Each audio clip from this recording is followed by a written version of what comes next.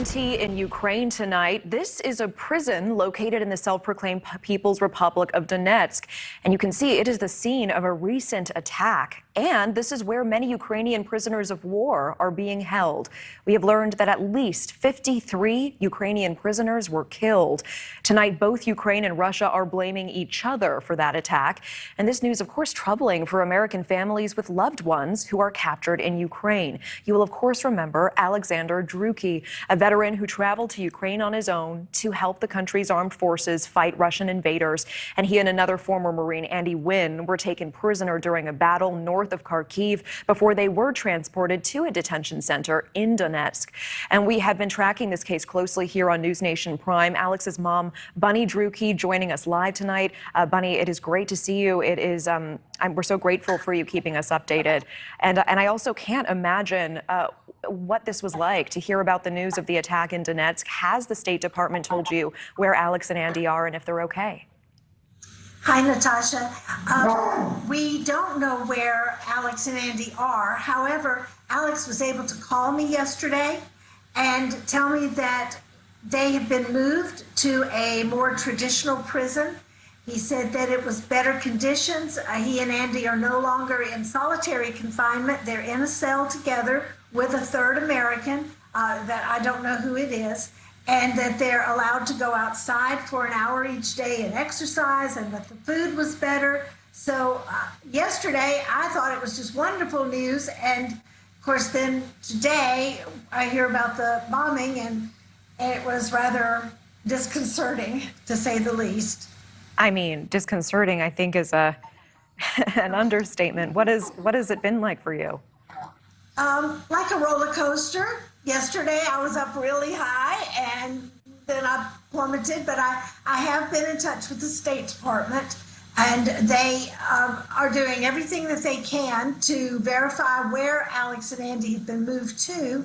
And, you know, the leader of the Russian-controlled group has said that there were no foreign prisoners there. So I'm just going to be really hopeful that he's telling the truth and that Alex and Andy are out of harm's way. Yeah, you know, and this week we also learned that the U.S. government has openly offered to negotiate with the Kremlin for an exchange, Brittany Griner and Paul Whelan, for the so-called Merchant of Death. I do understand that you told Alex that. Can you share with us, what was his reaction? He said, well, that was very encouraging. I reminded him that he was a different situation, that he and Andy are POWs, and that was not the case with Brittany and Paul. But still, it was encouraging to know that hopefully talks and negotiations are going on. And so we're hoping that as these things get resolved, that Alex and Andy will continue to move up on the list. Yeah, absolutely. Did Alex sound like he was in good spirits? Did he sound well to you? Do you feel that the call was so monitored that it's hard to tell? What did you get from that phone call? To me, he sounded stronger. He sounded happier. He was still tense. You know, he was getting out a message. Mainly, it looked like he was looking for information about how our country might feel about negotiating for their release.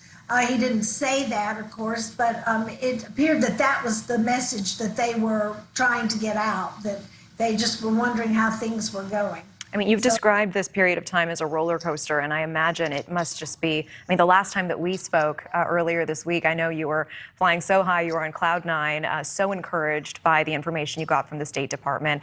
And then this news must have just been gut-wrenching and terrifying. I want to check in with you. How are you and your family handling the stress of the situation? Well, we're doing the best that we can. Of course, our hearts go out to the families of the POWs that have lost their lives and those that have been injured in this terrible, terrible blast. And and we know that if Alex and Andy hadn't been moved, it could have been them. We're hoping, I mean, I haven't heard anything, so we're hoping that they weren't involved in it. So, you know, it's just all the prayers and the good wishes that people are sending us from around the world that keeps us hopeful, keeps us just, you know, you got to just keep on. And that's what we're doing. Bunny Drueke, I appreciate you so much. Thank you so much for your time tonight. Thank you for your strength. It is inspiring to see. Thank you. Thank you, Natasha, for helping us keep this story out there. And thank you for watching. Go to newsnationnow.com to find News Nation on your television provider. And don't forget to click the red subscribe button below to get more of News Nation's fact-driven, unbiased coverage.